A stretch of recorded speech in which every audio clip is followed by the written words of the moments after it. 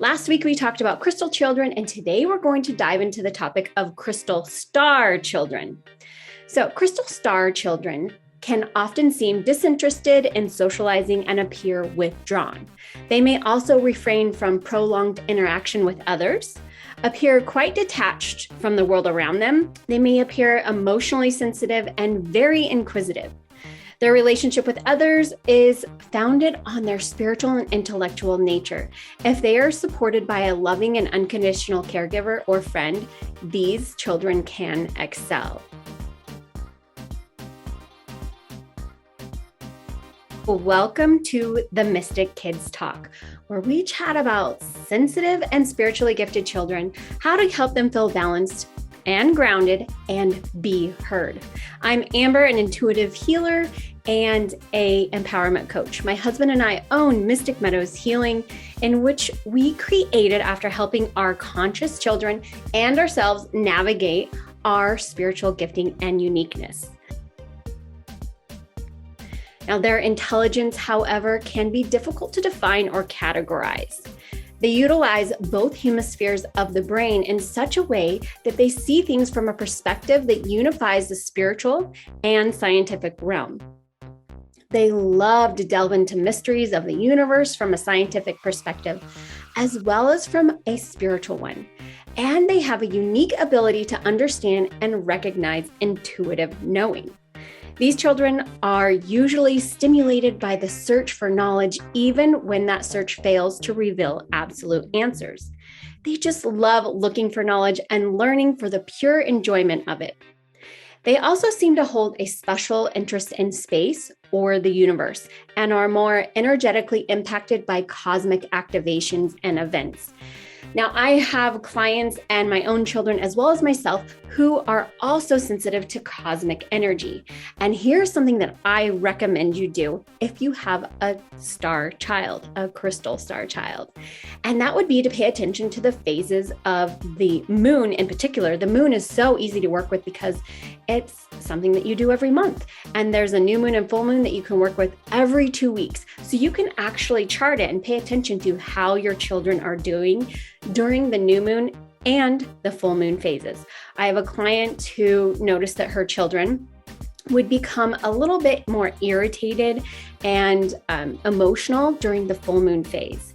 So she then noted when the full moon was, and she could take time to give her children space to express themselves a little bit more, get a little bit more grounded, and not be so active during that time if possible.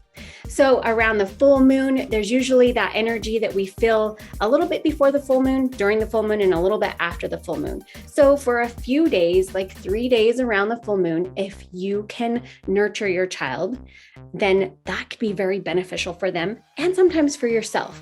Now, if you don't already know, the moon highly affects the earth, the water on earth. The tides are higher than normal when the full moon is there. More pregnant women go into labor on a full moon, and water represents our emotions. So the full moon can bring up emotions within ourselves that we need to kind of deal with.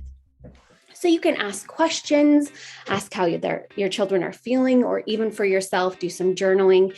And there's one other thing that I highly recommend that I will share at the end of this video on how to use affirmations during the moon time or even every day of the week to help your children start their day off well.